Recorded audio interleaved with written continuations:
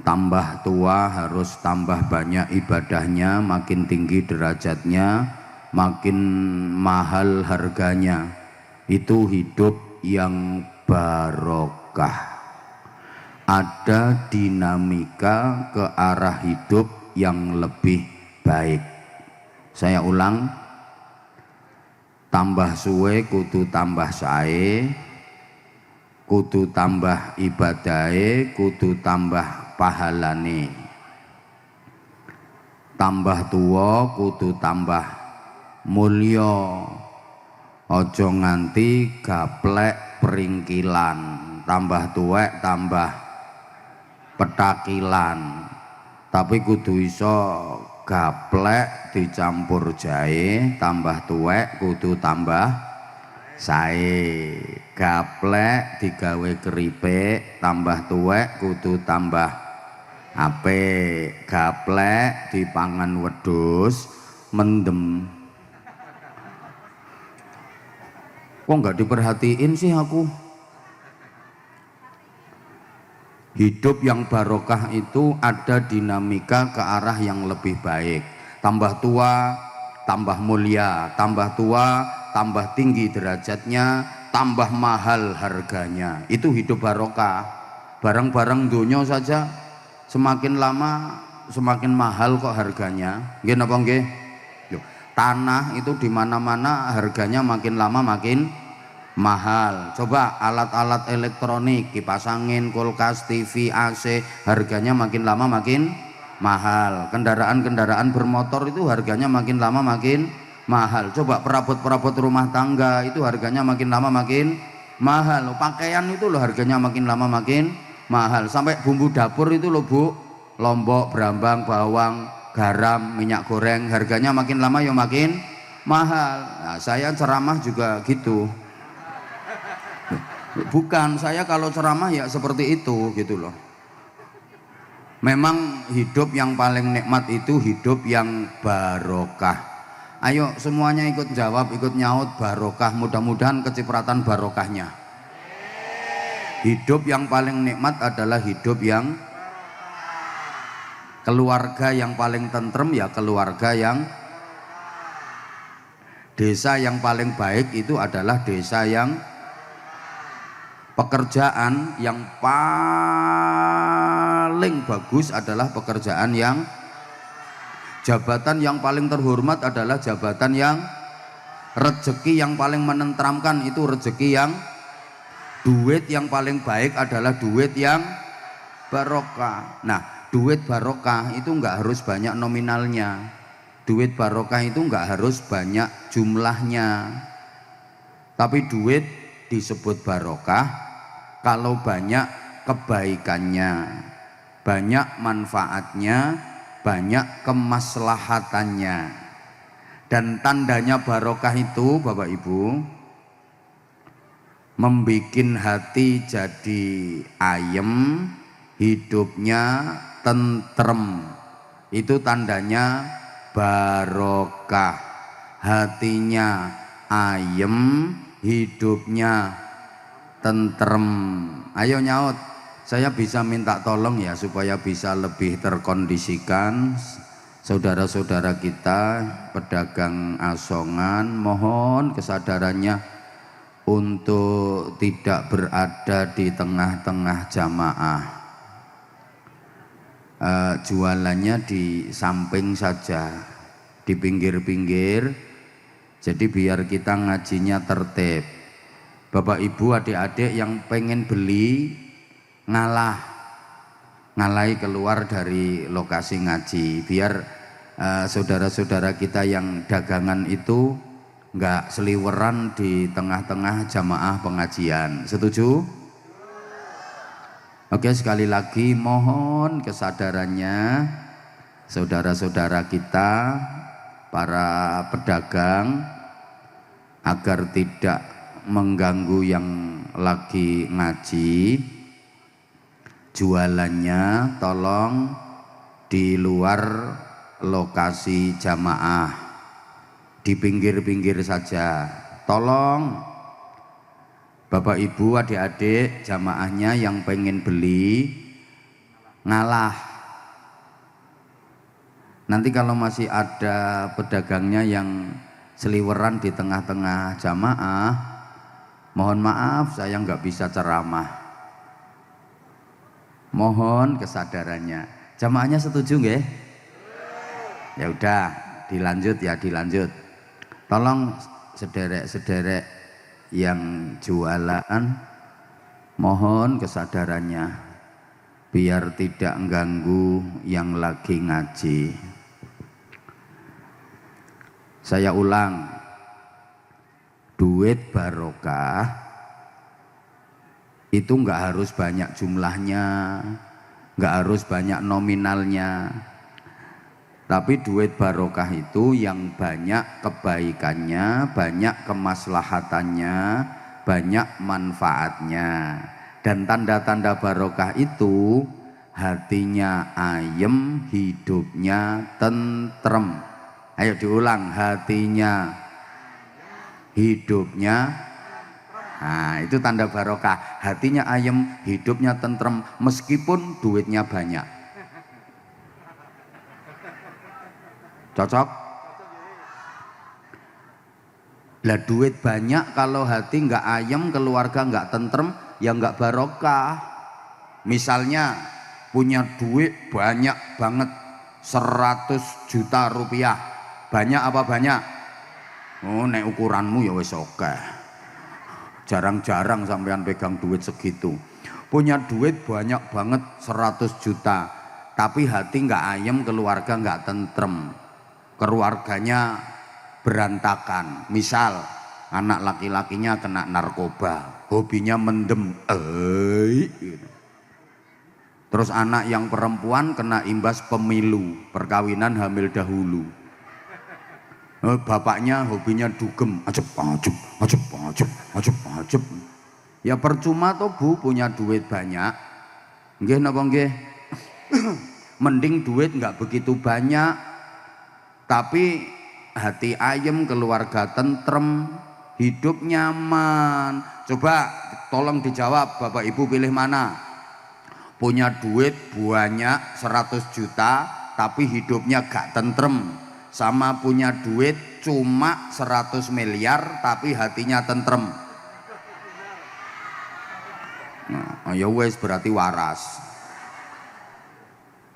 Nah, barokah itu ukurannya dalam ya, bukan luar. Maka barokahnya rumah itu maaf ukurannya bukan dari bangunannya yang megah, mewah, indah, biaya pembangunannya habis miliaran, bahan-bahan bangunannya serba kristal, ornamen-ornamennya impor dari luar negeri semua. Enggak itu. Tapi rumah disebut barokah, rumah disebut baik, itu ukurannya ya orang-orang yang tinggal di dalam rumah itu, para penghuninya. Apa artinya? Rumahnya bagus, megah, mewah, indah, tapi dalam isinya keluarga yang congkrah, berantakan. Coba anak-anaknya pada drop out sekolah semua, pada nggak ngaji, suami istri tiap hari cekcok, berantem. Masa suami baru pulang istri langsung nyangap, oh kebo. Nah suaminya marah, oh jaran. Lah itu maaf bukan rumah, itu kebun binatang, karena isinya kebo sama jaran. Sebagus apapun bangunan kalau dalam isinya orang-orang yang perilakunya kayak binatang, namanya tetap kandang, betul? Sebagus apapun rumah, megah, mewah, indah itu rumah, kalau dalam isinya orang sakit namanya rumah. Apalagi dalam isinya orang sakit jiwa, namanya rumah sakit. Sebaliknya, meskipun rumah kecil, miring di pinggir kali, kalau hujan bocor, perabot-perabotannya sederhana, tapi dalam isinya keluarga yang harmonis, keluarga yang bahagia, suami solih, istri solihah, anak-anaknya dzurriatan thayyibah, berakhlakul karimah, rajin ibadah, itu rumah tangga, meskipun rumahnya nggak ada tangganya. Loh, ukuran desa yang barokah, desa yang baik juga bukan dari bangunan fisiknya, infrastruktur bagus-bagus, sarana prasarana lengkap, rumah warga bagus-bagus, ekonominya di atas rata-rata, kaya-kaya semua. Bukan itu. Tapi desa disebut barokah, desa disebut baik, itu ukurannya ya orang-orang yang tinggal di desa itu, para penduduknya. Apa artinya? Desa pembangunannya maju, ekonominya bagus, warganya kaya-kaya semua, tapi penduduknya banyak penjahat, banyak copetnya, banyak malingnya, banyak rampoknya, terus nggak rukun. Ya itu desa jelek, nggak barokah itu desa. Meskipun jalannya masih jelek kayak jalanmu ini. Lah orang saya tadi masuk ke sini doglak. Loh, jalannya masih berlubang-lubang. Ini kepala desanya entah bisa bikin proposal apa enggak. Loh, meskipun desa itu jalannya masih jelek kayak desa sini, desa apa tuh ini namanya? Walahar, ya. Meskipun jalannya masih jelek-jelek, sarana prasarana biasa-biasa, infrastruktur biasa-biasa, tapi warganya guyup, rukun, gotong royong, tolong menolong, agamanya bagus, semangat, diajak kayak gini. Ini desa yang barokah, desa yang baik. Gitu. Makanya nek perlu dalane ke dipaculi, dijerukke pisan kae.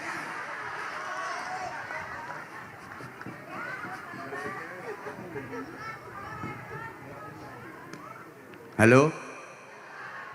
Kayak gini loh Bapak Ibu, pakaian yang barokah, pakaian yang bagus, itu ukurannya bukan kok bandrolnya yang mahal, bahannya yang kain kualitas terbaik, karya desainer kelas dunia, funky, trendy, modelnya apik, enggak, tapi pakaian yang barokah, pakaian yang bagus itu dilihat dari orang yang ada di dalam pakaian itu, alias yang make.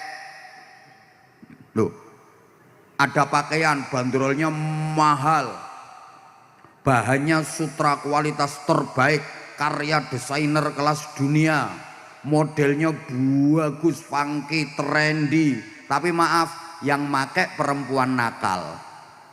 Apa namanya kalau sini perempuan nakal itu? WTS, wadah titip senjata. Ada yang nyebut pelacur, disumpel alat mancur itu. Ada yang bilang balon, yang bayar dapat gelon.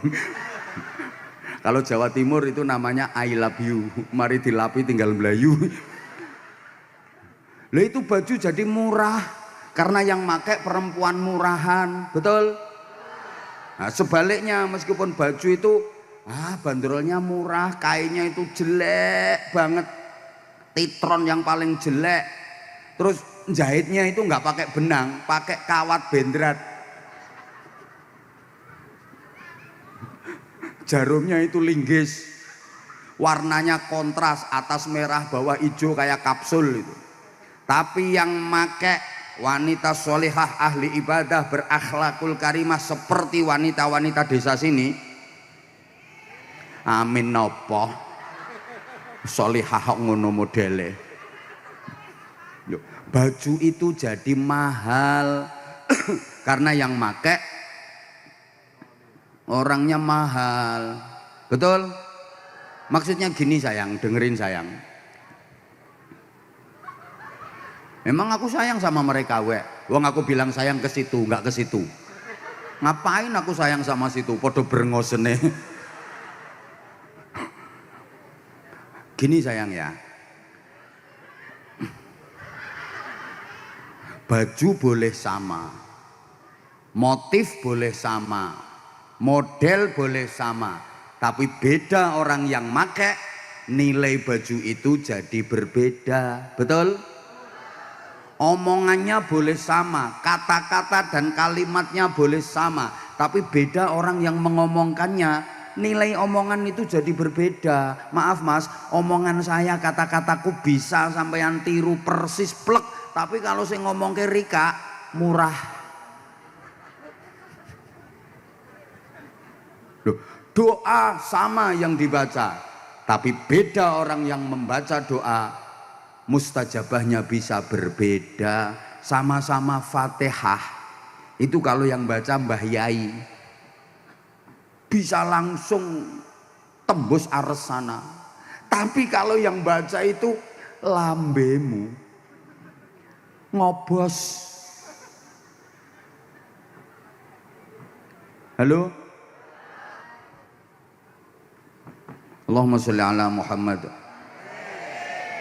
Maka sekali lagi barokah itu ukurannya hati, gitu nggih. Maka mudah-mudahan rumah baru ini jadi rumah yang barokah, selalu bertambah kebaikannya, didukung dengan anak yang memang anak barokah. Gini, masalah anak itu penting banget. Orang nggak punya anak itu susah, betul? Apalagi kalau udah tua, yang ngerawat siapa? Dirawat saudara, enggak seperti dirawat anak sendiri, nggih napa nggih? Makanya kalau nggak punya anak itu susah, nelangsa. Walaupun kaya raya, kalau nggak punya anak susah. Pengen punya anak, kadang sampai alatnya diperiksa-periksa. Ini kurang atos apa kurang jebobok apa piye kok. Jadi nggak punya anak itu susah. Terus punya anak tapi nakal lebih susah lagi. Melebihi susahnya nggak punya anak. Allahumma sholli ala Muhammad. Bisa dilanjut? Oke, saya ulang. Orang nggak punya anak itu susah. Punya anak nakal lebih susah. Kenapa? Karena merawat anak nakal itu masih lebih mudah merawat wedhus nakal. Loh, iya. Sampean misalnya punya wedhus nakal, kok males ngerawatnya? Solusinya gampang, dijual ya jadi duit, kasihkan orang banyak yang mau, nanti bagi hasil. Kalau Idul Adha bisa dipakai kurban. Wedhus itu meskipun nakal bisa dipakai akikoh, disembelih juga enak dagingnya, dimasak apapun enak. Itu kalau wedhus nakal. Coba kalau anak nakal dijual, nggak payu, kasihkan orang, nggak ada yang mau. Dinasehati bantah, diajar mewek, suruh minggat ya nggak berangkat, dibuang, balik pulang. Mau dibunuh dosa, arep dipendem isek melorok, dilebokke menjero meneh dalane wis ora sedeng. Susah. Lebih enakan punya wedhus nakal daripada anak nakal. Coba misalnya ya, ini misalnya saya punya wedhus nakal wedhus saya jantan. Saya punya kambing jantan, wah tinggi besar, belengah-belengah, berok tapi nakal. Keluar dari kandang nggak pamit saya, memang wedhus nakal jadi nggak pamit. Masuk kandangnya tetangga saya tanpa permisi, akhirnya wedhuse tonggoku sing wedok-wedok iki meteng kabeh. 5 yang meteng. Apakah tetangga saya marah? Wah, ini wedhus nggak punya adab, nggak dididik akhlakul karimah, nggak ada.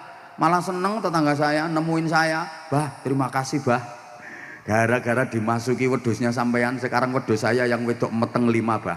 Doakan lancar, nanti kalau lancar tak kasih 1, Bah." Sampean ini jan barokai, bukan hanya orangnya, wedhus-wedhusnya barokai.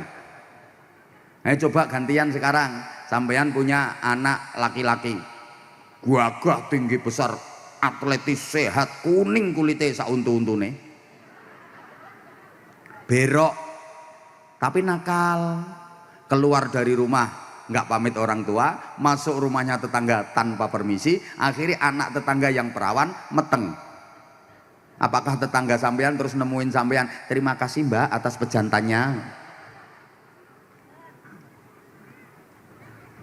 Padahal didik anak zaman sekarang jauh lebih susah daripada didik anak zaman dulu, betul? Kita udah masuk, kalau orang Jawa bilang wolak wali ing zaman. Zaman sekarang ini udah terbalik-balik. Yang harus yang sing apik dielek-elekke, sing elek dianggap apik, sing bener disalah-salahke, sing salah dianggap bener. Sekarang udah kebalik-balik.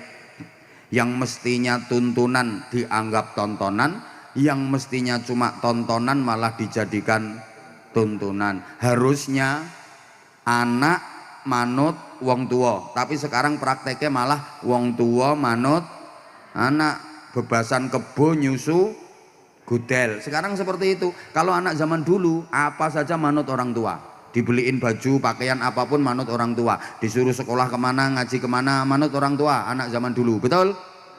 Ya Allah, sampai nikah itu loh apa kata orang tua, itu anak zaman dulu.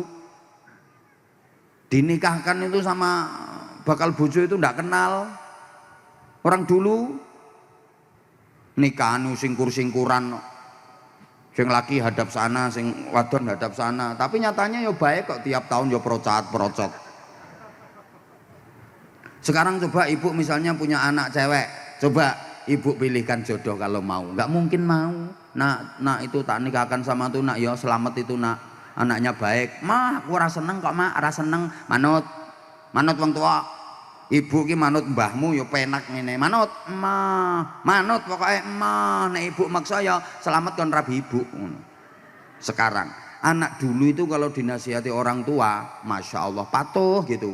Nak ojo lungguh bantal, marake apa udunen, nggak berani. Sekarang coba nah ojo lungguh bantal, marake udunen, cari siapa supir lungguh bantal bendino ya ora udunen, penjahit ya lungguh bantal ya ora udunen gitu.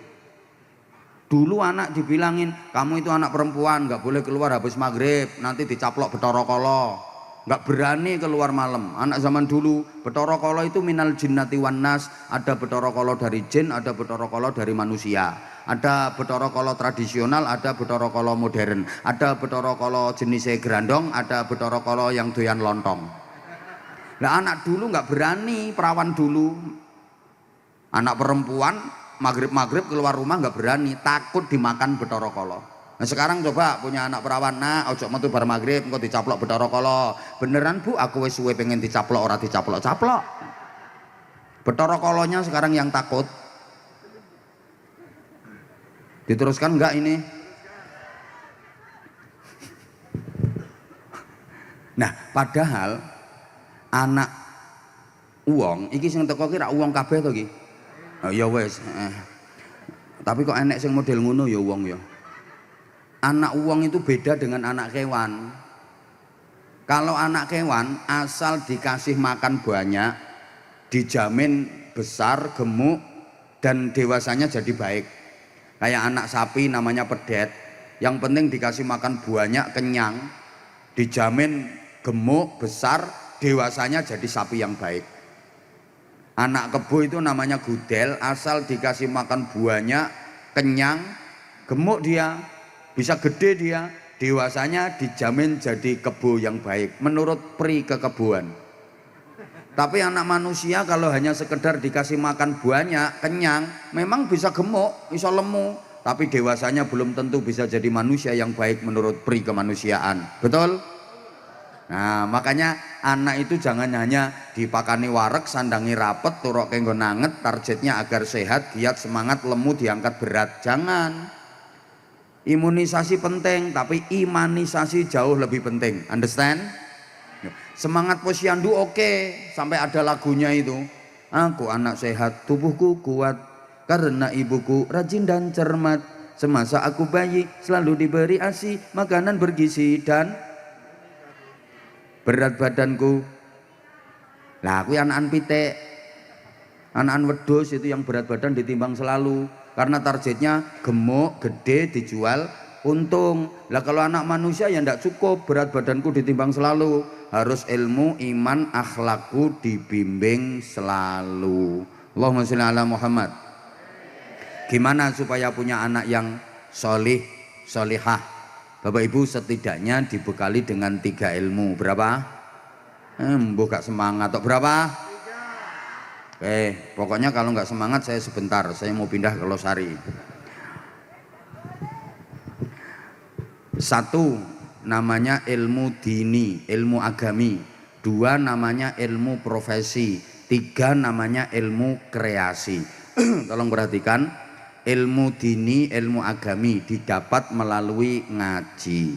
Ilmu profesi didapat melalui sekolah. Ilmu kreasi melalui realitas kehidupan. Saya ulang, ilmu dini didapat melalui ngaji. Maka jangan sampai anak nggak ngaji. Halo, anaknya harus ngaji nggih. Sini ada TPQ, selesai TPQ naik madrasah diniyah nggih. Kalau bisa dipondokkan di pesantren, sambil sekolah sambil kuliah di pesantren, keren. Insya Allah ilmu dininya dapat. Ilmu profesi didapat melalui sekolah. Sekolahkan setinggi-tingginya, mulai tingkat paling dasar sampai paling tinggi, S1, S2, S3, S4, S5, S6, S7, KKNS nganti kademen. Ya jangan sampai gini, udah nak nggak usah sekolah tinggi-tinggi, mau apa? Ora usah, bapakmu ora sekolah nyatane ya urip. Ya ora bapak ketok kuwi ora sekolah urip, bedes kae ora sekolah ya urip. Kok setinggi-tingginya bapak ibunya SMP, anak harus sarjana. Itu halo, bapak ibunya cuma SMA misalnya, anak harus sarjana.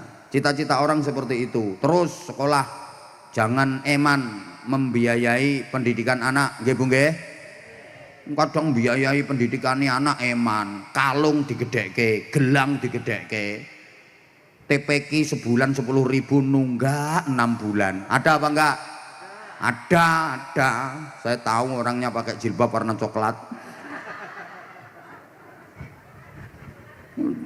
TPQ sebulan 10.000 nunggak sampai 6 bulan. Nu gelange kerompyong lek mlaku dipamerke krimping. Itu loh anaknya, itu loh orangnya. Jangan eman untuk pendidikannya anak. Terus realitas kehidupan, didik anak secara realitas, jangan dididik dengan fasilitas. Anak itu kalau dididik dengan fasilitas nggak mungkin bisa jadi anak yang hebat. Paham apa enggak ini? Kalau ayam itu ayam kampung, jangan ayam broiler. Pendidikan ayam kampung itu yang sukses. Kalau pendidikan ayam broiler gagal. Ayam broiler itu dididik dengan fasilitas, diproteksi, diisolasi, diimunisasi, makan minum rangsuman tinggal konsumsi. Lihat itu ayam broiler. Ya gemuk-gemuk, bersih-bersih kalau di dalam kandang. Tapi begitu ada angin kandangnya roboh, lihat kualitas ayamnya. Delongap, lari goleng, tubrukan sak kancane glondong. Nah anak kalau terlalu dimanja, anak mama, metel anakmu. Ana udan sithike mengi, koncone wahing mencelat.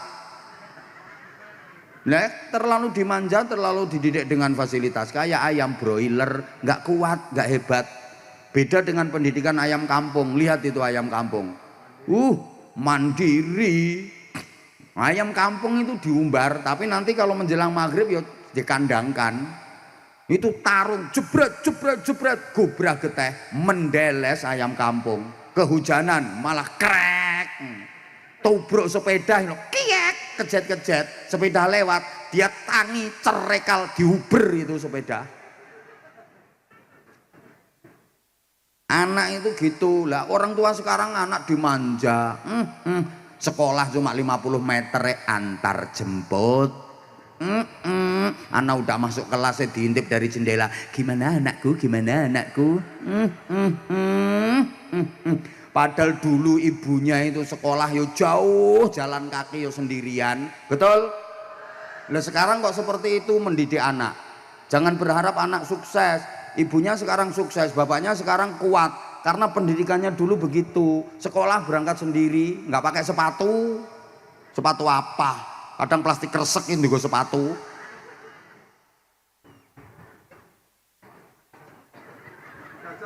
Cocok. Sekarang gaya sekolah 20 meter antar jemput. Anak begitu sampai sekolah, udah ya nak ya masuk sekolah dulu, nanti mama jemput. Sekarang mama mau tandur dulu. Mama tandur. Papamu juga nggak di rumah nak, papamu lagi ngarit. Halo? Loh, pendidikan sekarang terlalu memanjakan anak, maaf banget.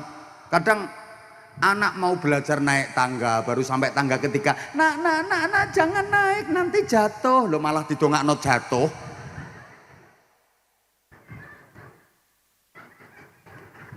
Menek uwit ndek ngene langsung dicekeli dikucungi bokonge. Awas nak ya, awas nak ya, awas nak ya. Padahal dulu ibuke peting kiringan menek asem kae. Sampai kelorot kae. Ingat enggak? Lah iya. Dulu bapaknya yo peting kiringan menek yo biasa. Sekarang anak belajar manjat pohon rendah ae dikucungi bokonge. Awas nak, awas nak. Niki teko keri manggon ngarep.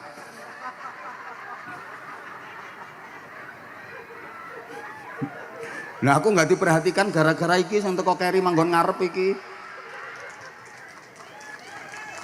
Anyel aku ngene. Diteruske mboten niki? Yo, nanti saya kalau sebentar dibilangin kalau jamaahnya sedikit ngajinya nggak serius. Enggak, sama saja.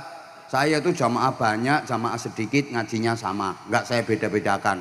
Jamaahnya 4 orang tetap ngaji saya. Tapi nggak usah son, yo ngobrol biasa.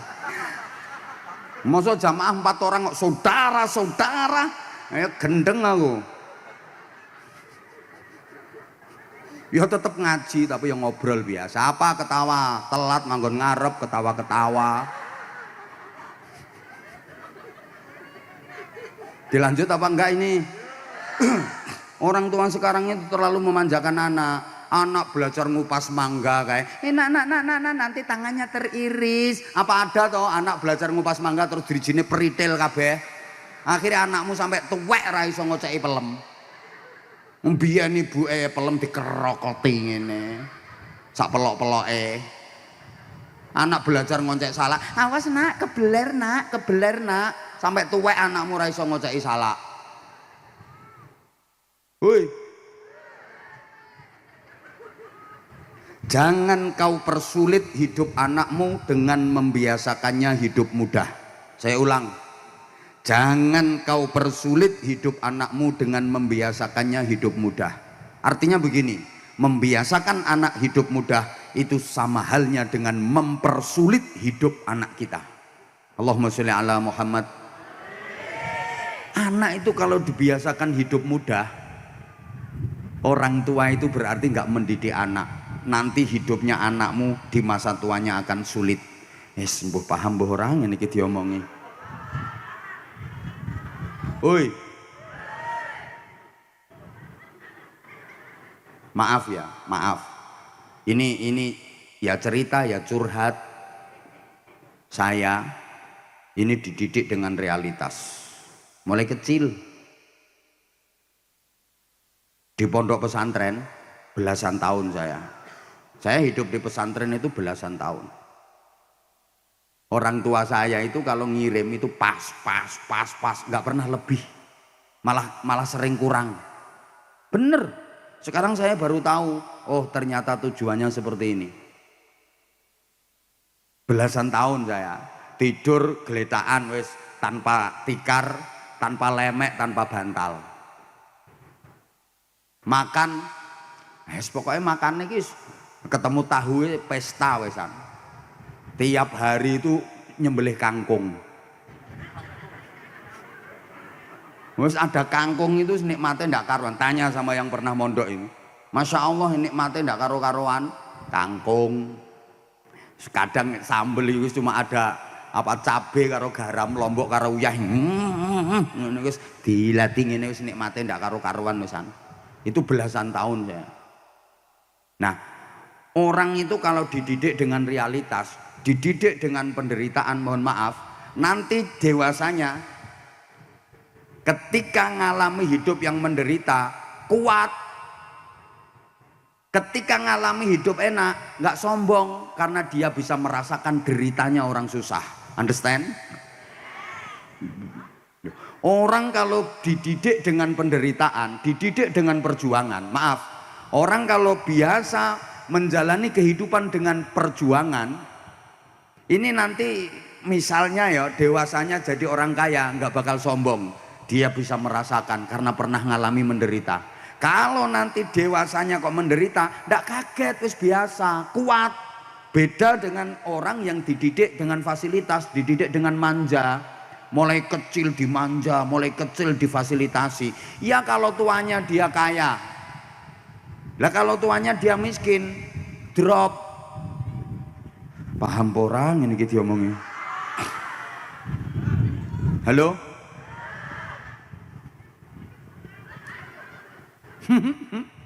Loh, bener. Orang itu kalau biasa dengan perjuangan dan penderitaan, ya Allah gak dirungokne kok. Yes, kayak saya lah, kayak saya. Belasan tahun saya hidup di pesantren seperti itu. Tidur ya geletaan, makan ya hanya seperti itu. Loh, maaf, sekarang misalnya saya disuruh tidur di emperan masjid. Nggak kaget, biasa. Belasan tahun saya tidur seperti itu. Bisa suruh tidur di hotel bintang 5, tanek. Loh, ayo coba yang biasa dimanja, suruh tidur di emperan tanpa alas, mengi, linu, encok, rematik, metel awake. Loh, saya biasa kok di pondok makan kangkung, tahu, tempe biasa. Sekarang saya disuguhi tahu, tempe, kangkung biasa. Nggak kaget, kasih sate nambah. Ya coba kalau yang biasanya makan enak-enak terus, kasih tahu, tempe, kasih sambel, mencret gitu loh. Maka pendidikan yang benar itu pendidikan realitas. Allahumma sholli ala Muhammad. Nah itu saran saya. Jadi monggo Pak Wakil Bupati, monggo, Masya Allah. Ya saya lanjutkan dulu Bapak, monggo nggih. Yes. Wong penting dikawal, nek sampean ya ora usah dikawal. Monggo Bapak, siap. Nggih. Masya Allah. Habis hujan tadi Bapak. Nggih, Masya Allah. Silakan Bapak duduk. Mangga. Bener ya mangga ya. Nah, nggih, izin Bapak, izin. Allahumma sholli ala Muhammad. Mudah-mudahan beliau Pak Wakil Bupati sehat walafiat. Terus diberikan kekuatan lahir batin, bisa bersama Ibu Bupati memimpin Kabupaten Brebes menjadi Brebes yang lebih maju, lebih sejahtera, lebih manfaat, lebih barokah. Brebes tetap selamat, tetap aman. Brebes tetap guyub rukun, Brebes tambah baik, Brebes tambah maslahah, manfaah, barokah. Amin Allahumma. Oke, saya lanjut ya. Ilmu agami didapat melalui lali ya Allah wong kene iki ayu-ayu tapi oon. Ilmu gara-gara Wakil Bupati datang terus aku nggak diperhatiin. Sebentar beliau biar istirahat dulu sebentar. Nanti Pak Wakil Bupati kita kasih kesempatan untuk memberikan sambutan dan arahan di tengah-tengah ceramah saya. Gitu, wis tak pikir. Walaupun beliau nggak nambah nggak apa-apa.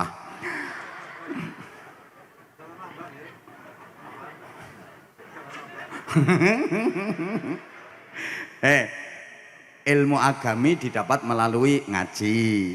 Ilmu profesi didapat melalui sekolah. Ilmu kreasi didapat melalui realitas kehidupan.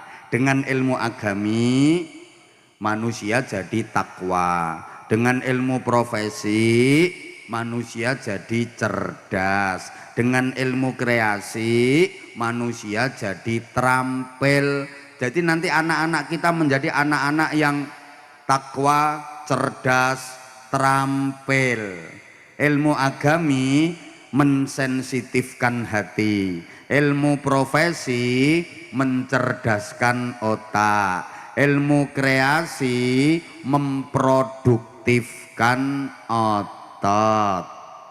Ibu bapak jamaah yang saya hormati rahimakumullah, ilmu agami mengolah rasa, ilmu profesi mengolah rasio, ilmu kreasi mengolah otot, raga, Jadi anak-anak kita nanti pandai olah rasa, olah rasio, sekaligus olahraga. Dengan ilmu agami hatinya sensitif, jadi ahli zikir. Dengan ilmu profesi otaknya cerdas, ahli fikir. Dengan ilmu kreasi ototnya produktif, ahli ikhtiar. Anak-anak kita nanti jadi anak-anak yang ahli zikir, ahli fikir, ahli ikhtiar. Takwa, cerdas, terampil, sensitif, kreatif, produktif. Anak-anak kita ahli zikir, pinter mikir, mau nyopir, kalau punya musuh berani melintir. Dengan ilmu agami anak-anak kita bisa bekerja pakai hati, namanya kerja ikhlas. Dengan ilmu profesi anak-anak kita bisa bekerja pakai otak, namanya kerja cerdas. Dengan ilmu kreasi anak-anak kita bisa bekerja pakai otot, namanya kerja keras. Jadi 3 kerja secara terpadu, keren. Allahumma sholli ala Muhammad. Diulang. Dengan ilmu kreasi anak-anak kita bisa bekerja pakai otot, namanya kerja keras. Ya Allah gak nyaut. Insya Allah rupanya ayu tapi kok. Ayo sayang, nyaut sayang. Dengan ilmu kreasi anak-anak kita bisa bekerja pakai otot, namanya kerja keras. Dengan ilmu profesi anak-anak kita bisa bekerja pakai otak, namanya kerja cerdas. Dengan ilmu agami anak-anak kita bisa bekerja pakai hati, namanya kerja ikhlas. Jadi memadukan 3 kerja, kerja keras, kerja cerdas, kerja ikhlas. Keren nanti anakmu. Maaf ya, orang itu kalau kerja hanya pakai otot, kerja keras, hasilnya cuma pas. Tapi kalau ditambah kerja pakai otak, kerja cerdas, hasilnya lebih luas. Apalagi disempurnakan dengan kerja pakai hati, kerja ikhlas, hasilnya tak terbatas. Lah, bikin kata-kata kayak gini susah loh, nggak gampang. Makanya yo larang. Loh. Ya kalau pengen murah yo bojomu dhewe kon ceramah. Tak baleni. Kerja itu kalau hanya pakai otot namanya kerja keras, hasilnya cuma pas. Tapi kalau ditambah kerja pakai otak, kerja cerdas, hasilnya lebih luas. Apalagi disempurnakan dengan kerja pakai hati, kerja ikhlas, hasilnya tak terbatas. Contoh, kerja pakai otot, kerja keras, maaf, hasilnya pas. Nggak beda dengan binatang, kuda, sapi, kerbau, itu kerjanya pakai otot, kerja keras, hasilnya pas. Sapi suruh bajak di sawah, kuda suruh narik bendi dokar, itu kerja keras pakai otot, hasilnya pas. Paling seharian dapatnya ya segitu, 100.000, 200.000. Maaf, manusia kalau kerja hanya mengandalkan otot saja, kerja keras, ya hasilnya cuma pas. Maaf ya, nanti kalau saya mencontohkan dianggap merendahkan dan melecehkan. Enggak. Tidak bermaksud merendahkan atau melecehkan, tapi memberi motivasi dan semangat agar anak-anak kita jangan hanya kerja pakai otot, jangan hanya kerja keras saja. Ayo manusia kok kerja hanya mengandalkan otot, hanya kerja keras, hasilnya ya pas, sehari cuma dapat segitu.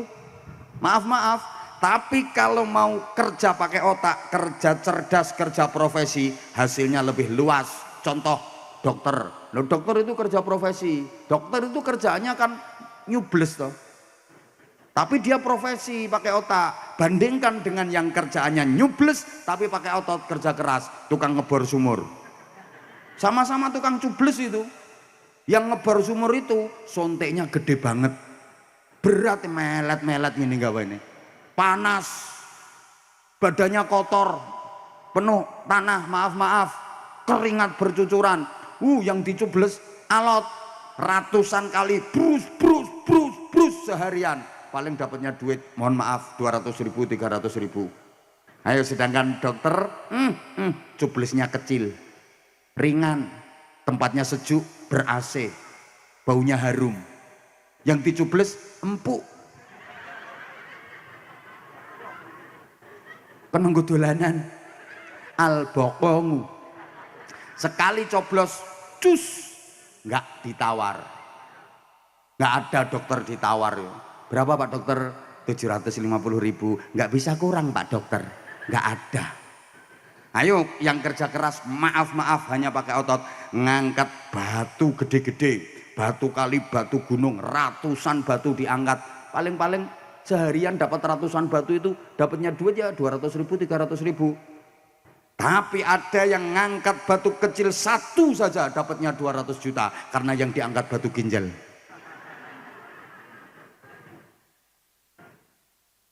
Kerja cerdas, understand? Apalagi disempurnakan dengan kerja pakai hati, namanya kerja ikhlas, hasilnya tak terbatas. Contoh kiai. Loh. Nggak usah tepuk tangan, nggak aneh, nggak lucu. Loh. Ya namanya kiai kan kerja pakai hati, kerja ikhlas. Masa ada kiai kerja pertentangan pakai otot? Ada kiai nyari kodok, nyari bekicot, jadi kernet? Nggak ada. Nyantai kerjanya. Lihat kiai-kiai nyantai, tapi hasilnya tak terbatas. Rumahnya bagus-bagus, kendaraannya bagus. Loh, makanya sampai diiri itu sama Trans 7 itu.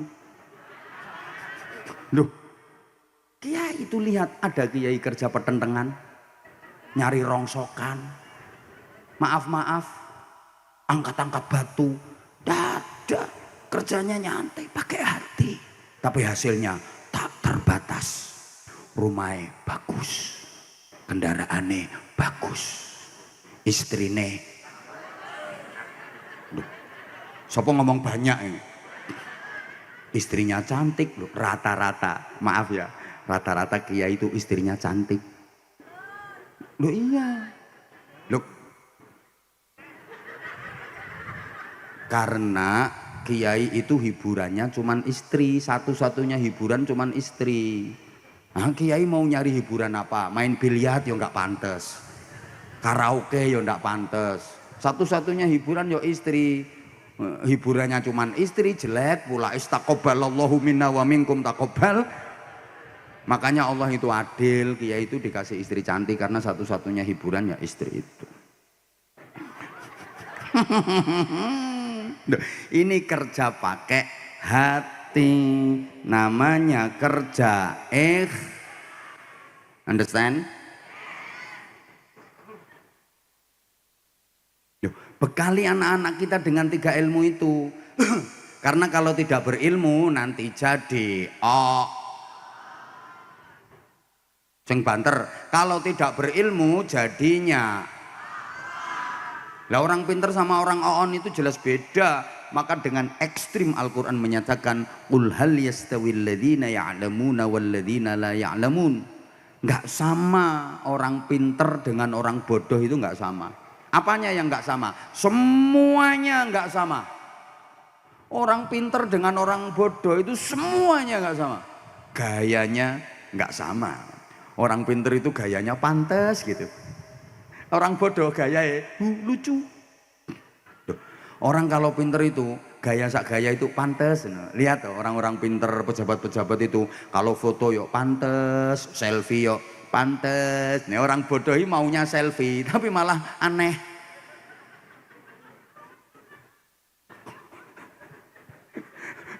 Gayanya nek selfie ki ngene. Tapi aneh. Jalannya nggak sama. Orang pinter sama orang bodoh itu jalannya nggak sama. Orang pinter itu kalau jalan dikawal. Loh, lihat toh itu ulama-ulama, pejabat-pejabat datang ke acara mesti dikawal. Ini tadi orang pinter jalan dikawal, terus dicarikan tempat yang enak, nyaman.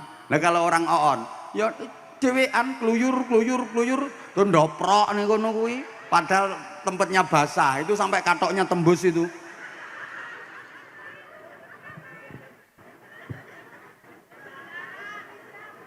Halo? Enggak sama.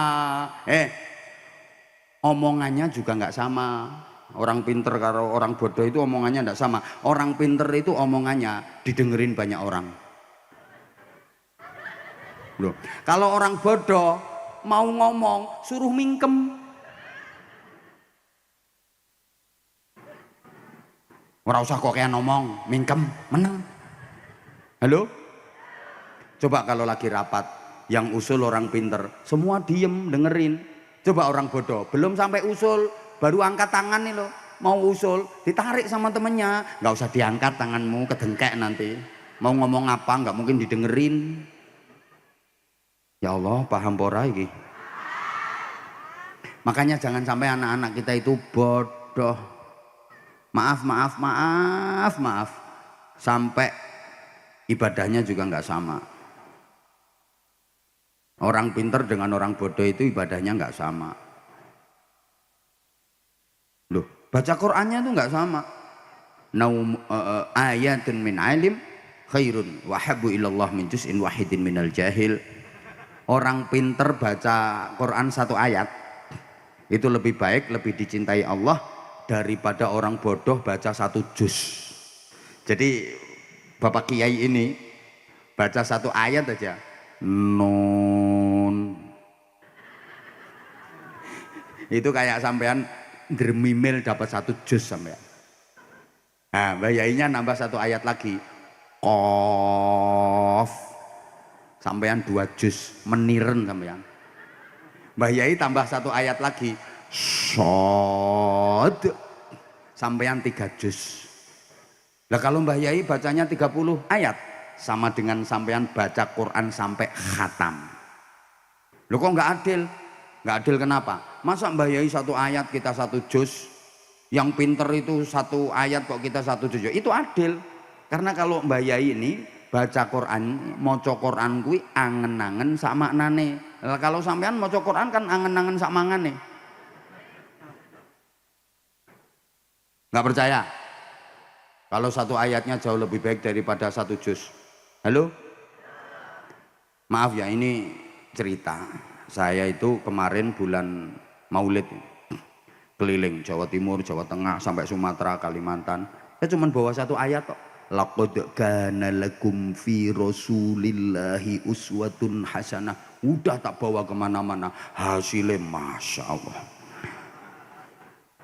satu ayat. Ayo sampean kalau nggak percaya, khataman di musola samping rumah sampean itu baca 5 juz, hasilnya onde-onde, tempe, tahu, urap. Salah sendiri siapa nyuruh oon? Anak-anak sampai oon. Ibadahnya nggak sama, sholatnya juga nggak sama. Bapak Ibu para jamaah, nilai sholat udah, yang ngerasa nggak nyumbang tolong jangan cerewet ya. Ini loh yang peci hijau ini orang paling penting ini, yang peci hijau ya. Maaf ya, apa namanya, nilai pahalanya sholat itu adalah bagaimana sambungnya hati kita ke Allah. Ada orang sholat ya, mulai pertama niat bareng takbiratul ihram, Allahu Akbar, sampai terakhir salam, Assalamualaikum warahmatullah, Assalamualaikum warahmatullah. Hatinya kok nyambung terus ke Allah, pahalanya 100%. Kalau orang sholat mulai pertama niat bareng takbiratul ihram sampai terakhir salam, nyambungnya ke Allah kok cuma separuh, ya pahalanya 50%. Nyambungnya ke Allah 1/4, ya pahalanya 25%. Kalau nggak nyambung sama sekali, ya pinter mau sholat tapi pahalanya zong. Understand? Lah orang bodoh itu mau nyambung gimana cara nyambung, orang dia nggak ngerti artinya. Kalau orang pinter gampang sambungnya, karena dia tahu hikmahnya sholat, makna dibalik gerakan-gerakan sholat dia tahu, zikir dan doa yang dibaca di dalam sholat dia tahu. Inna sholati wa nusuki wa mahyaya wa mamati lillahi rabbil alamin, artinya apa dia tahu. Subhana rabbiyal a'la wa bihamdih dia tahu. at-tahiyyatul mubarakatus sholawatut thayyibatu lillah. Dia tahu bisa nyambung ke Allah. Lah kalau orang bodoh artinya aja nggak tahu, maka maaf orang bodoh itu kalau sholat walaupun gayanya kayak 70 kiai dihusuk-husukkan baru melafatkan niatnya usolli usolli fardol. Takbiratul ihram mengangkat tangan ini nyengkah-nyengkah kayak kiper. Sendekape Masya Allah dihusuk-husukkan sampai melungker-melungker. Allahu Akbar. Tetap zong. Kenapa? Karena dia nggak ngerti artinya. Itu orang kalau bodoh. Makanya jangan sampai anak-anak kita bodoh.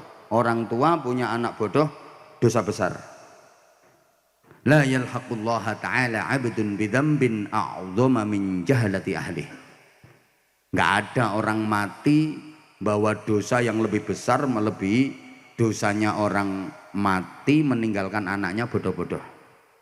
Jadi orang tua mati, anaknya kok bodoh-bodoh, ini dosa besar. Kenapa? Ya karena orang tua sama halnya dengan menyengsarakan hidup anak dunia akhirat. Allahumma sholli ala Muhammad. Orang bodoh itu nelangsa dunia akhiratnya.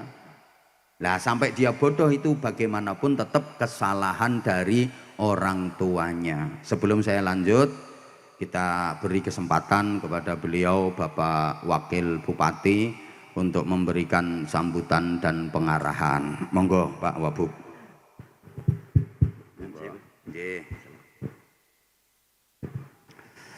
Assalamualaikum warahmatullahi wabarakatuh. Alhamdulillah la haula wala quwwata illa billah amma ba'du. Kepada yang terhormat beliau Bapak Kiai Anwar Syahid yang sudah setiap hari kami menonton Pak di YouTube, penggemar juga. Alhamdulillah hari ini hadir di tengah-tengah kita, Desa Ulahar tercinta, Gedung Abad khususnya, yang terhormat Pak Kades dan jajarannya, beliau MBC, Kecamatan Larangan yang saya hormati, dan semua hadirin undangan yang saya banggakan. Puji syukur kepada Allah Subhanahu wa Ta'ala bahwasanya hari ini malam yang sangat bahagia sekali. Kami khususon saya pribadi bisa bertemu langsung sama beliau, karena kami juga tiap malam melihat beliau di YouTube dan di channel lainnya. Para hadirin yang saya hormati, mudah-mudahan pertemuan ini manfaatnya banyak sekali, barokahnya banyak sekali, khususon kepada warga kami Gedung Abad, Ulahar, Larangan, dan Kabupaten Brebes. Dan perlu disampaikan bahwa hari ini akan kami memberikan informasi bahwa program beliau Bapak Prabowo Subianto, di samping ada makan gratis dan operasi merah putih, juga ada sekolah rakyat. Sekolah rakyat secara kebetulan Pak Yai tempatnya di sini Pak, pembangunannya di sini.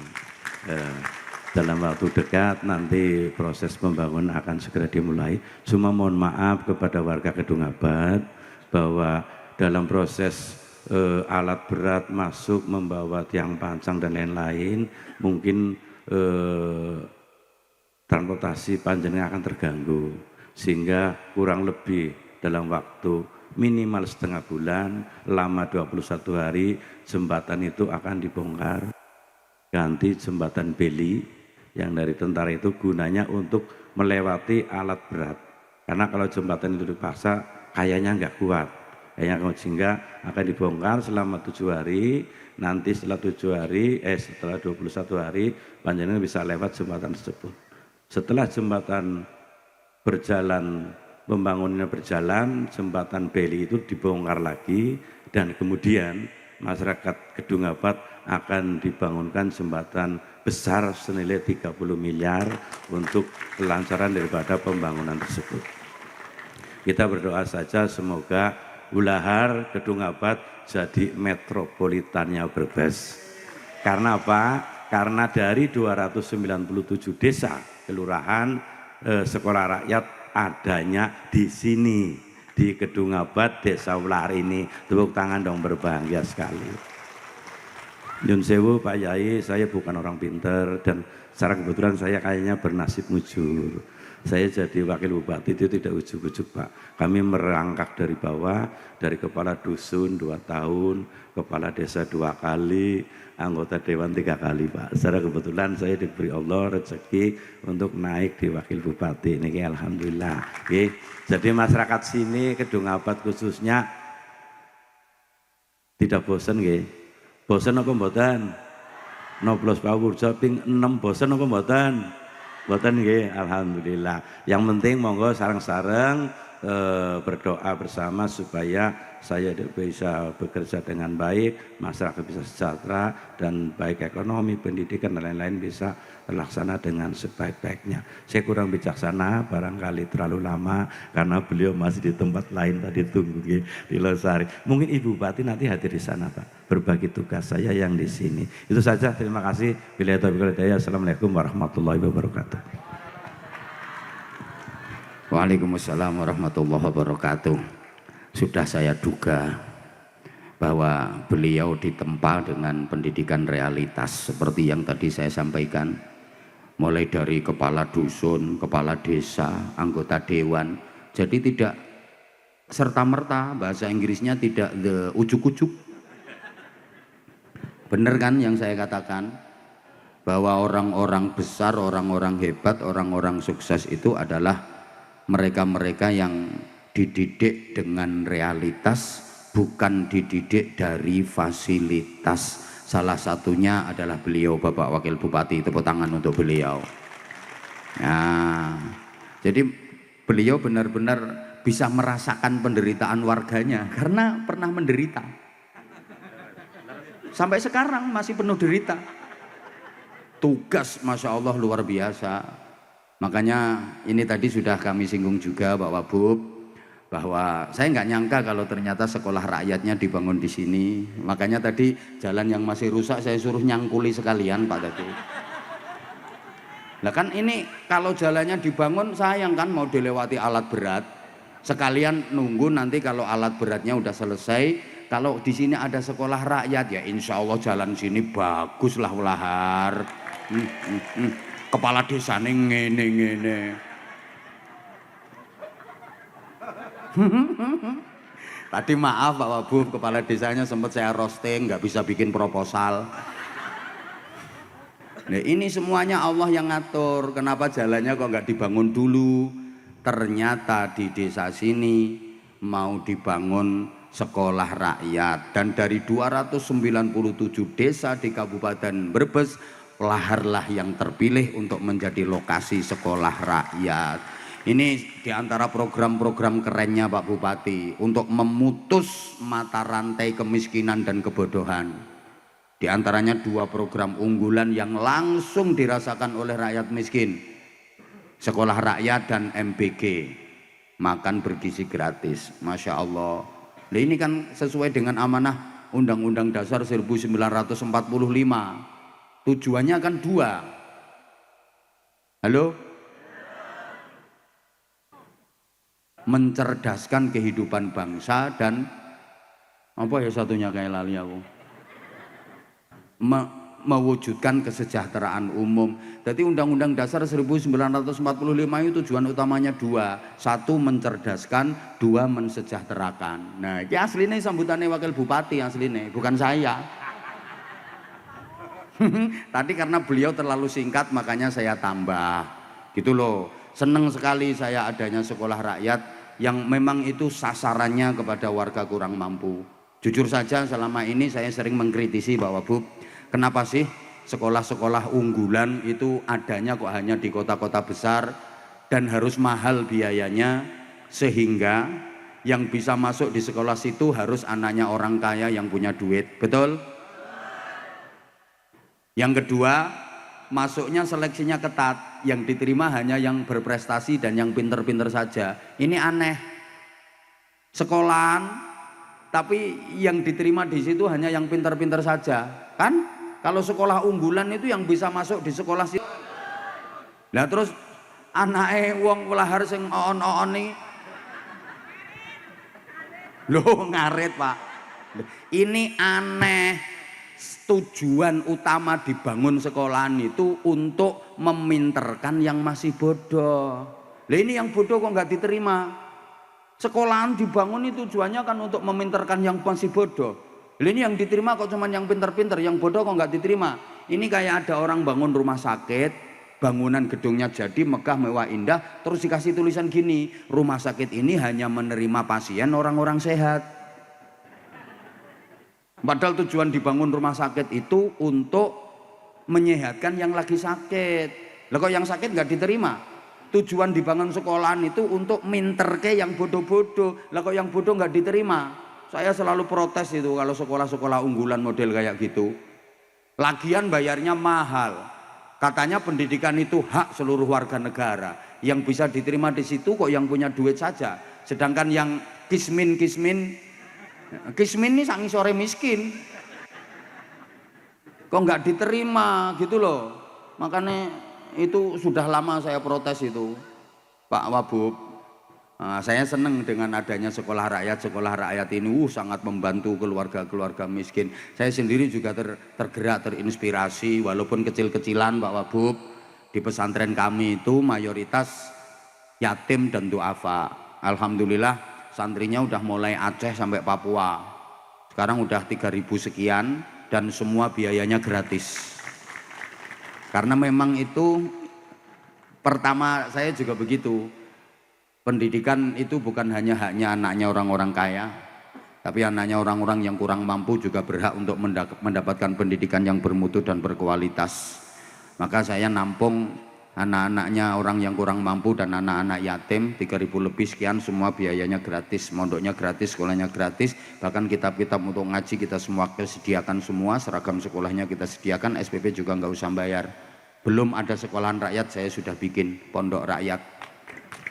Nah, loh iya, bahkan Pak Presiden belum bikin MBG, makan bergizi gratis. Saya 15 tahun yang lalu sudah MBG, mangan bareng gratis.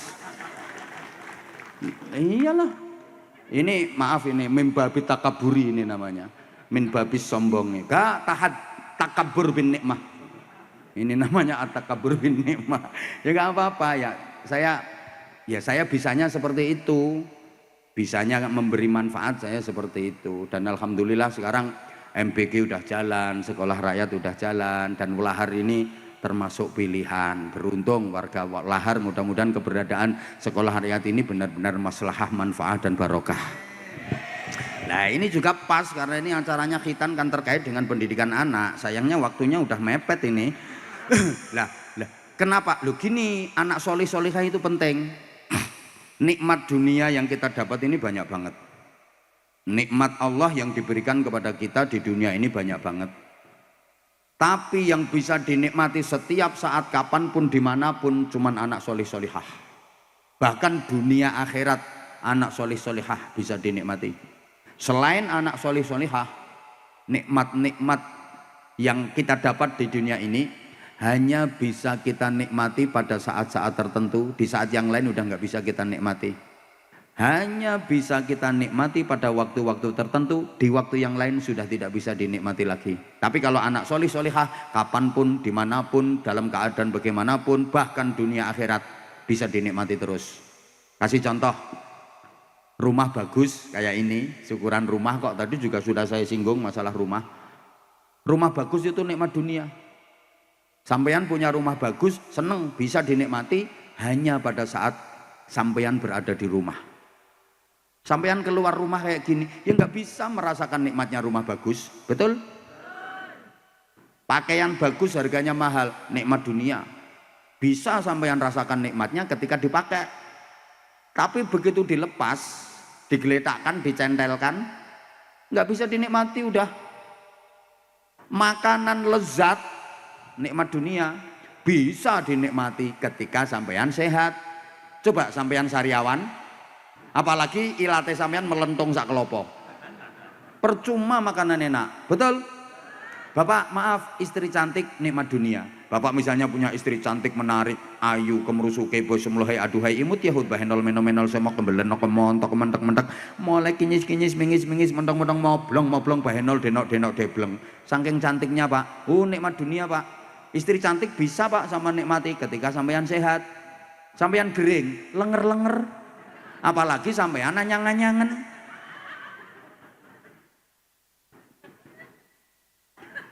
Kalau anak solih solihah bisa dinikmati setiap saat dalam kondisi bagaimanapun.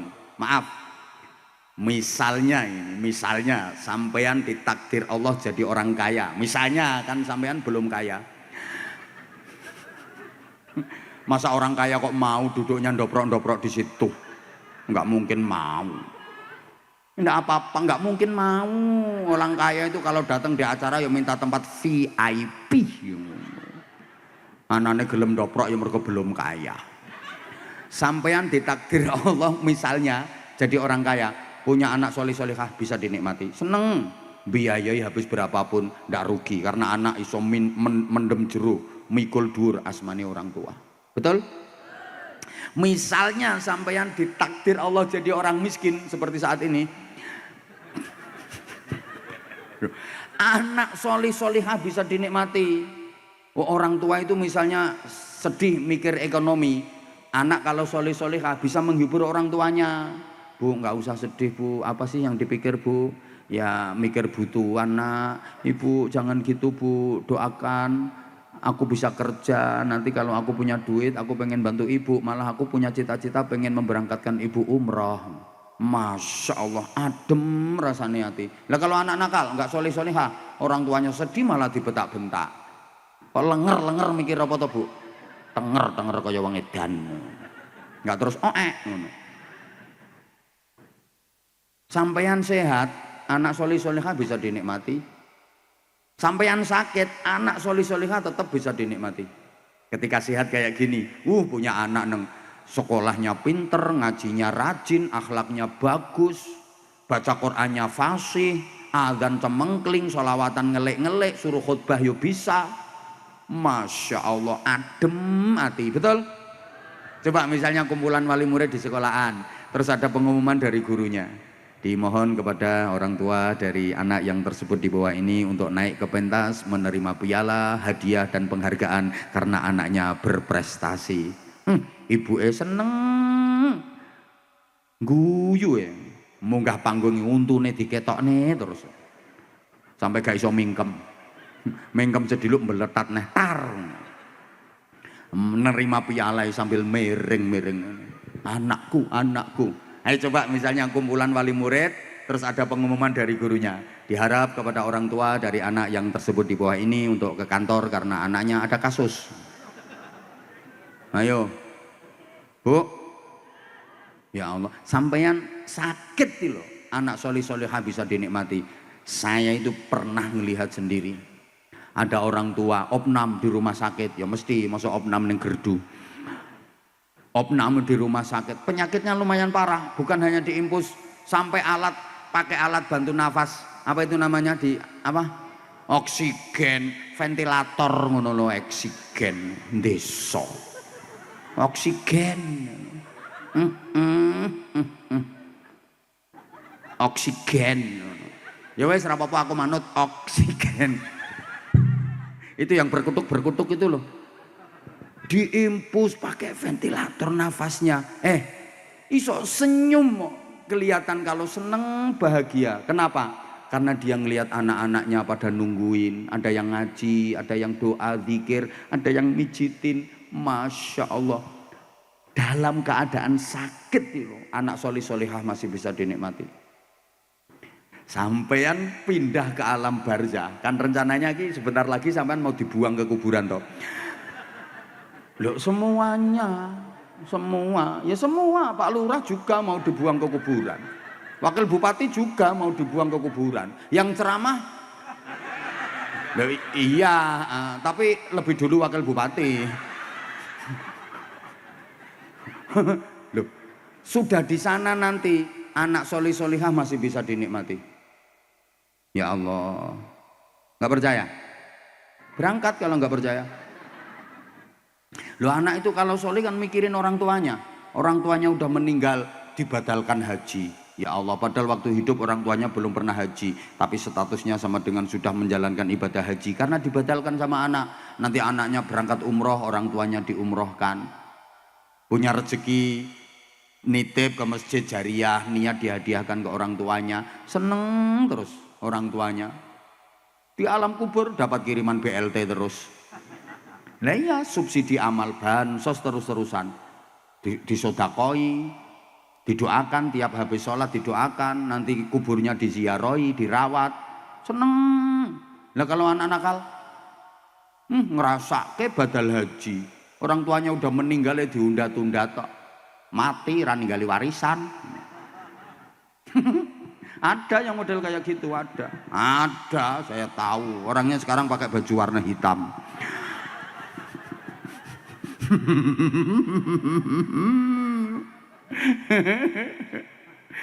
Hoi, ngerasano nyedekai, mendoakan apa? Mendoakan habis sholat apa? Orang dia nggak sholat, malah kadang-kadang kuburannya bapak hilang.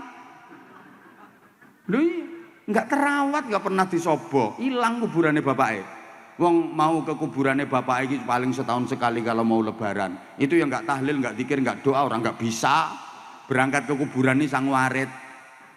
Bawa sabit itu loh, sama kembang, sama kendi. Yang nggak tahlil, kuburannya bapaknya dibuabati kayak serok. Nyongnya ora bisa ngaji pak. Kayak kembang baik pak, wangi pak, jok khawatir. Mau pulang digerojok banyu kendi kayak. Gerojok. Cari bapaknya teko kuburan, kelilipen nih lo blok. Orang gelem ngaji malah kuburannya bapaknya digerojok banyu. Nganak wedus. Ayo coba sampean. Woi. Sampai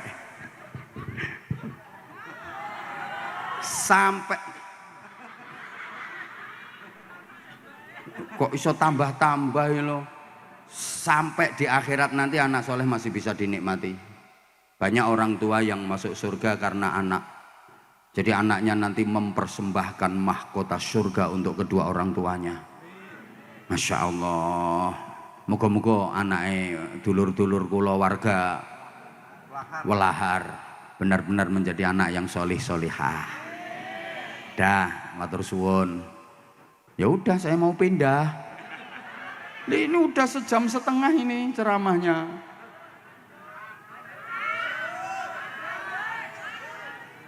Ayo ikut aku, ayo ikut. Kok ya udah bagi-bagi sarung ya. Mana ya? Siapa yang siap?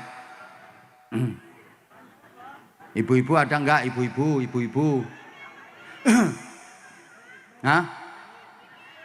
Mana ibu yang mana? Itu yang merah itu, yang merah yang langsing itu. Berdiri ibu. Ibu itu loh yang baju merah itu yang gemuk lah. Berdiri. Masya Allah, angele arep ngadeg. Nah, oke, mic kasih mic. Ayo cepetan kasih mic. Ibu di situ aja nggak apa-apa. Ayo.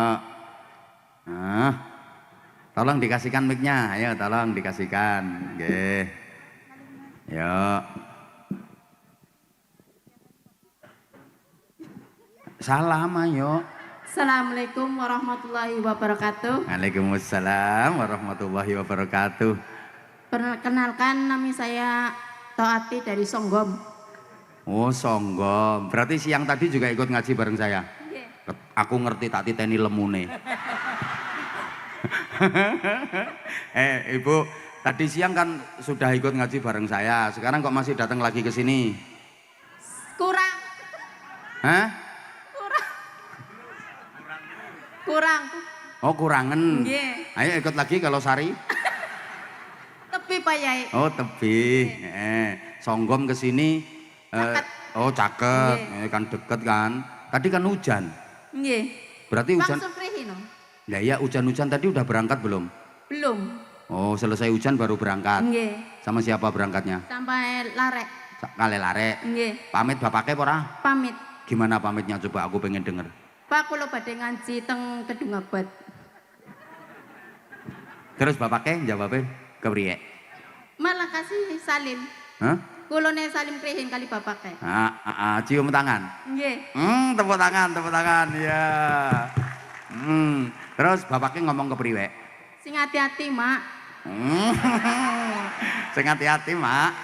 Disangoni ora karo bapaknya? Mboten Lho kok cetil? sangoni salim, Pak. Oh, sangoni salim, sangoni Nggih. doa. Nggih. Kok bapaknya kok ora diajak ngaji? Teng griya kali laret siwek niku hamil. Maksudnya sing hamil sapa? Larene, Pak Yai. Oh, larene hamil. Nggih. Bapaknya nunggoni larene ten griya. Nggih. Mamake kelayapan. Mboten no. Ya kelayapan Kulone siwek ngaji, kelayapan ngaji. Udah. Ayo, nama Pak Wakil Bupati siapa? Pak Urja. Masya Allah. Tepuk tangan, tepuk tangan. Masya Allah. Seneng mboten gadah Wakil Bupati niki? Seneng Senengnya karena apa? karena tingkah lakune baik Terus dari awal. dari awal. Nggih. Terus Terus pembangunannya sae. pembangunannya saya. Nggih. Terus Teng rakyat juga masyarakat. memasyarakat, Pak. Mana Pak?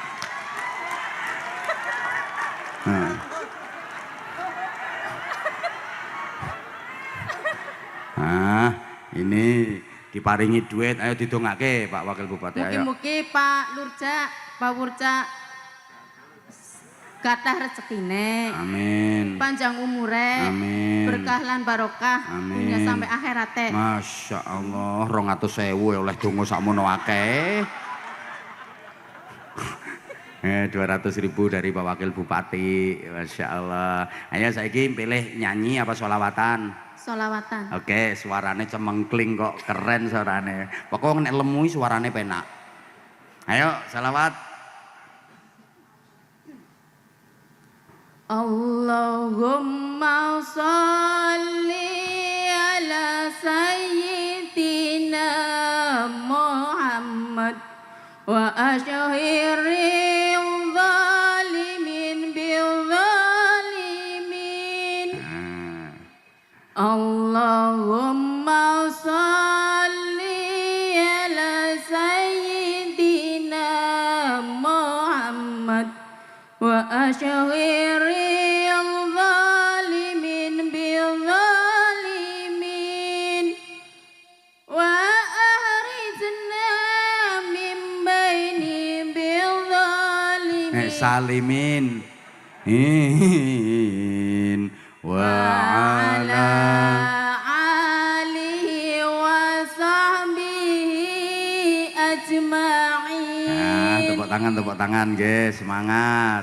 Lagi harapannya ke depan di bawah kepemimpinannya Pak Wakil Bupati niki, harapannya ke depan. Harapannya mudah-mudahan makin baik memimpin masyarakat berbes.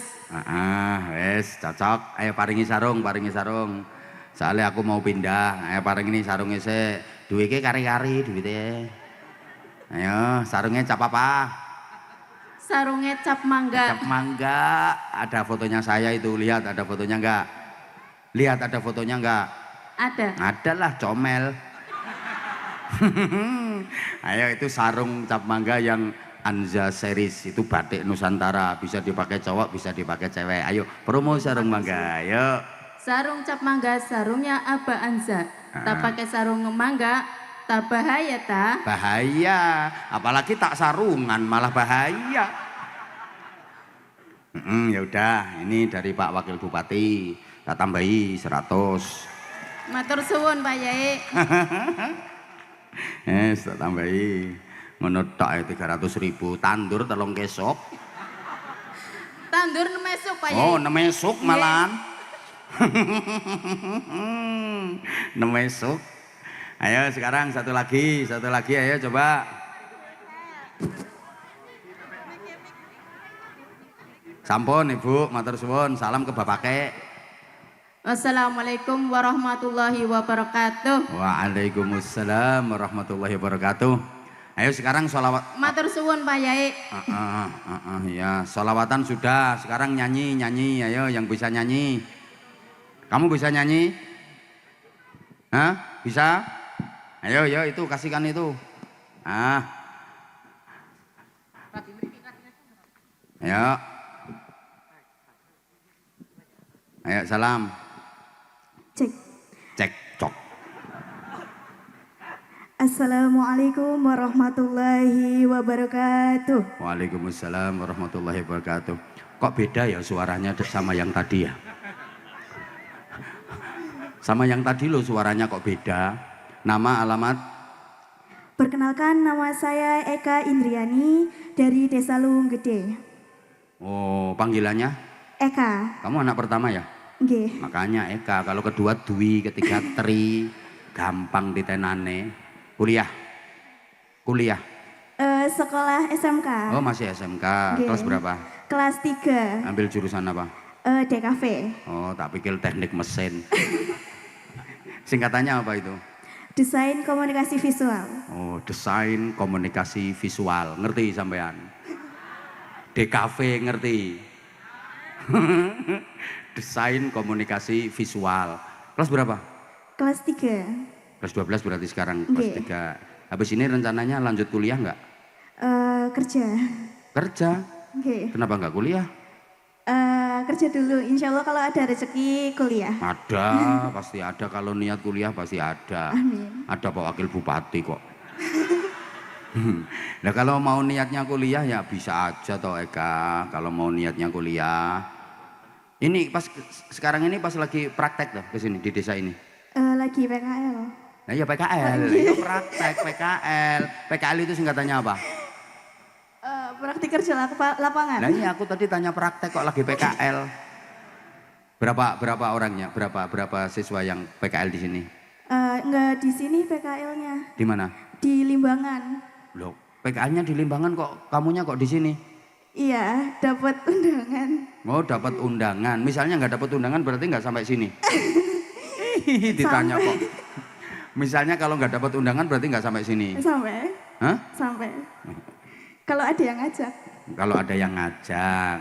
Itu mau ngajak kamu itu? Ya udah, ayo Eka mau nyanyi apa? Nyanyi apa ya? Bingung. Bingung aku bingung, hatiku sedih sekali. Ayo Eka cepet. Ayo Kak. Bingung. Loh. Qasidah boleh, lagu pop boleh, dangdut boleh.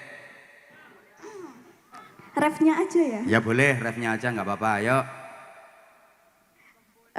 Ada yang mau request nggak lagu apa? Bingung. Malah request. Sapa njaluk Bahtera Cinta?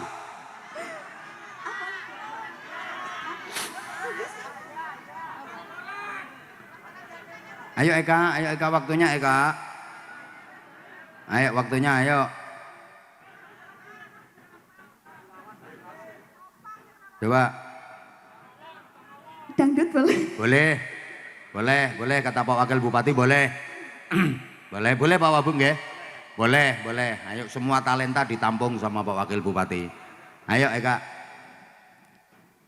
Nemu kowe pas ati ambyar-ambyare, pacar sing tak tresnani ninggal aku golek liyane. Nyanyine kok ambyar, pacar sing ditresnani malah golek liyane. Ini lagu bucin. Terus wes lagune lagu bucin. Terus piye lagune terusane? Tekamu dadi tombo ngobati ati sing lara, muga ikhlas nampa tekan besok nganti tua. Koe sing paling ngerti marang kahanane ati, aku mau semangati ngusau piloku sing prabas milih, pepujane ati kinario kembang wangi sabar-sabar ngomong aku muga selawase dadi siji. Ya wes, tepuk tangan, tepuk tangan. Nah sekarang suara seperti itu harus dimanfaatkan untuk sholawat. Ayo saya ganti habis nyanyi sholawat. Ayo. Salatullah salamullah ala taha rasulillah. Kata Pak Wakil Bupati, bagus ya suarane kata Pak Wakil Bupati. Ayo terus mesti oleh duit ke Pak Wakil Bupati beres. Wis ngene kok Pak Wakil Bupati. Ayo lanjut. Salatullah salamullah ala yasin habibillah.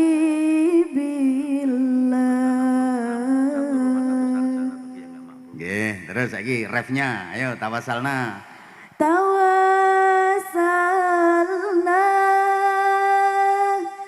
bismillah.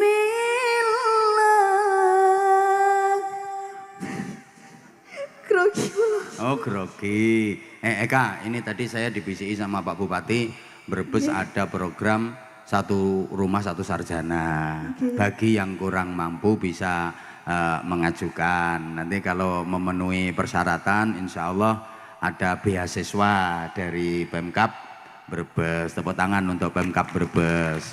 Wah keren ini programnya ini. Ini tadi berarti kan Pemkab Brebes itu pengen betul-betul pendidikan Brebes itu high gitu loh. Ya Eka ya. Kak. Dalam. Astagfirullahaladzim. Ayo budak. Ayo kamu udah punya pacar ya? Nggih, punya. Hah? Punya. Loh yo, aku tahu itu. Nah, kalau belum mapan jangan nikah dulu. Tapi kalau udah mau nikah ya nggak apa-apa. Tapi Buatan. bagusnya harus siap lahir batin dulu. Nggih, siap. Siap lahir batin dulu, baru. Ya udah. Ada permintaan kepada Pak Wabub, mumpung beliau ada di sini. Ayo. Ayo. Apa ya? Gimana? Pengen iku lanjut kuliah Pak, gratis. Pengen lanjut kuliah gratis, nanti dipertimbangkan. Nah, mudah-mudahan nanti lapangan kerja juga ada program-program yang menjadi program-program unggulan dari Pemkab Brebes. Ya udah, Pak. Porsekot. Nah, ya didoakan Pak Wabub, didoakan. Semoga Pak Wakil Bupati sehat selalu. Amin. Semakin maju ke depannya, dilancarkan rezekinya. Amin. Semoga Pak Wakil Bupati memimpin Brebes makin maju lagi. Amin. Intinya doa yang baik-baik. Ya iyalah. Minta sarung ndak? Minta. Mintalah sarungnya nanti dikasihkan, disimpan. Ayo kasih sarung, kasih sarung. Nah itu badai sama.